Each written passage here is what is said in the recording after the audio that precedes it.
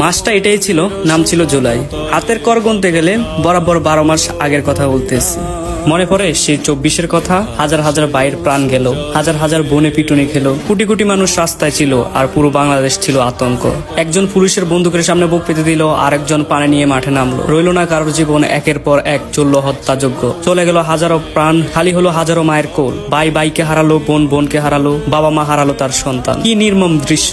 রাস্তাঘাট, দোকানপাট, এ বাড়ি ও বাড়ি সব জায়গায় একই কথা চলতো। প্রতি বাড়িতে বিদ্যুৎ, ঘরে ঘরে টিভি, প্রত্যেকের হাতে মোবাইল থাকা সত্ত্বেও পেতাম না কোনো নিউজ।